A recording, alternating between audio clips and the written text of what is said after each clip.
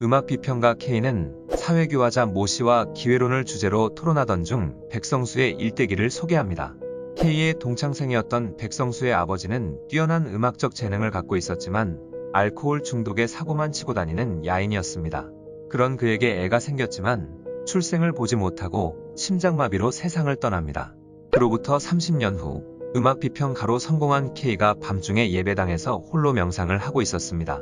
얼마 후 마을 쪽에서 불길이 일어나더니 한 청년이 예배당으로 뛰어들어옵니다. 피아노를 발견한 청년은 그 자리에서 연주를 시작합니다. 어둠 속에서 연주를 듣던 K는 주저앉으며 오선지를 꺼내 옮겨 적기 시작합니다. 청년의 연주에 감동한 K는 그가 30년 전에 심장마비로 죽은 동창생의 아들이라는 걸 알게 됩니다. 이후 자신의 집으로 데려와 연주의 뒷부분을 완성시킵니다. 백성수는 평소 동경했던 K에게 자신의 과거를 말해줍니다.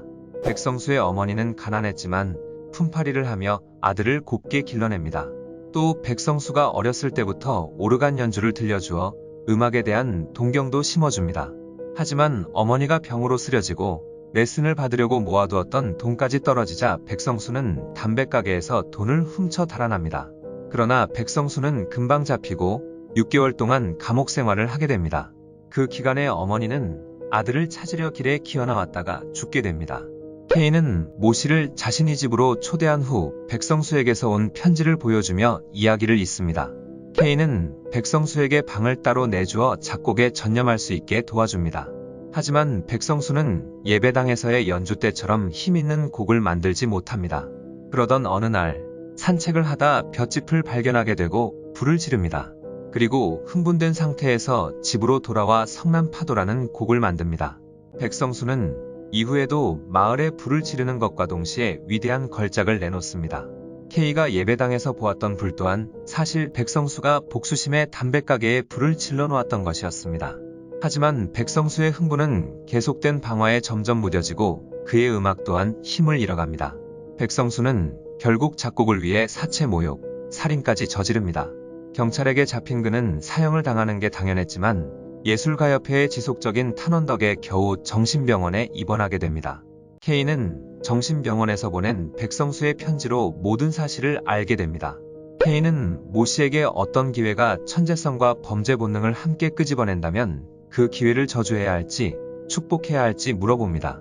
모 씨는 당연히 범죄를 벌여야 한다고 말하지만 K는 만년에 한 번 나올까 말까 하는 천재를 변변치 않은 범죄로 구속하는 게 더 큰 죄악이라고 말합니다. 광염소나타는 예술을 위해서 저지른 범죄와 비도덕적 행동들을 합리화합니다. 백성수가 예술을 위해 범죄를 저지르지만 후견인 K는 그의 행동을 옹호합니다. 반면 범죄를 벌여야 한다고 주장하는 사회교화자 모 씨와 교육을 통해 백성수의 광기를 억누르려는 어머니는 부정적으로 그려집니다. 예술가를 주인공으로 하는 작품들은 작가 자신을 인물에 투영하는 경우가 많습니다. 광염소나타 또한 마찬가지입니다. 전편 김동인 작가 소개 영상을 보고 오셨다면 아시다시피 김동인도 방탕한 삶을 살았으며 작품을 위해 동료 작가의 명예를 실추시키는 일도 서슴지 않았습니다. 백성수는 김동인의 분신이며 자신의 삶을 합리화하기 위해 이런 소설을 썼다고 봐도 무방할 것 같습니다. 마지막에 백성수는 정신병원에 갇히게 되는데 이는 세상이 김동인 본인을 구속하기 때문에 예술적 역량을 제대로 펼치지 못하고 있다는 한탄을 은유적으로 표현한 것이라고 해석할 수 있습니다. 광염소나타는 유미주의의 영향을 받았습니다. 유미주의는 예술이란 철학이나 교훈 대신 오직 순수한 아름다움만 추구해야 한다고 보는 문해사조를 말합니다. 예술을 위한 예술인 것입니다. 한국에서의 유미주의는 당시 문학계의 주류였던 이광수의 계몽주의에 반발하여 김동인이 처음 시도했습니다.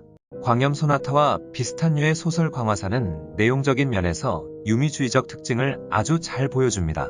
특히나 두 작품은 도덕규범을 무시하고 아름다움만을 추구하기 때문에 범죄를 옹호하게 되는데 이 부분도 유미주의의 큰 특징 중 하나입니다.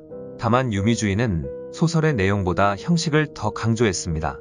묘사나 이미지 등을 어떻게 아름답게 표현하느냐가 유미주의의 주된 관심사입니다.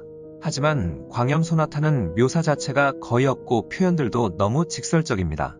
소설이라기보다 예술에 대한 작가의 생각을 주장하는 논설문 같습니다.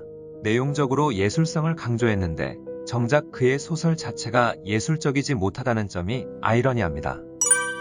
예술을 위해 저지른 범죄를 용서할 수 있는지 없는지 물어본다면 대부분 용서할 수 없다고 대답할 것입니다.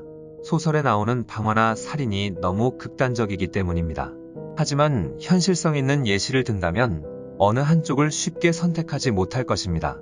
김동인을 기리기 위해 만들어진 동인문학상을 계속 존치해도 괜찮은가? 사생활에 문제가 있는 배우나 감독을 시상식에 초대해 수상해도 괜찮은가? 학폭가의 가수들의 활동 제한은 직업의 자유 침해에 해당되지 않는가 등은 여전히 큰 논쟁거리입니다. 과거 가수 이수의 나는 가수다 3 출연 논란도 좋은 예시가 될 것 같습니다. 시청자 여러분은 위 질문들에 어떤 의견을 갖고 계시는지 궁금합니다. 작가와 작품을 따로 떼어놓고 바라봐야 한다. 개인의 직업활동을 멋대로 제한해서는 안 된다는 주장이 있는 반면 모든 작품에는 작가의 가치관이 투영되어 있다. 독자나 관객이 불편함을 느낀다면 그것은 더 이상 예술이 아니다는 주장이 있을 겁니다. 여러분의 의견을 댓글을 통해 공유해 주셨으면 좋겠습니다. 광염소나타의 에필로그에서 언급된 것처럼 시대가 지나도 예술과 도덕 간의 관계는 여전히 논의해볼 만한 주제인 것 같습니다. 김동인이 한국 단편소설의 초석을 다져놓은 인물이기도 하고 생각해볼 거리를 많이 남기기 위해 광염소나타라는 단편소설을 골라 분석해 보았습니다. 다음 작품 분석 영상부터는 되도록 장편소설을 다루어 요약다운 요약 영상을 만들도록 하겠습니다. 시청해주셔서 감사합니다.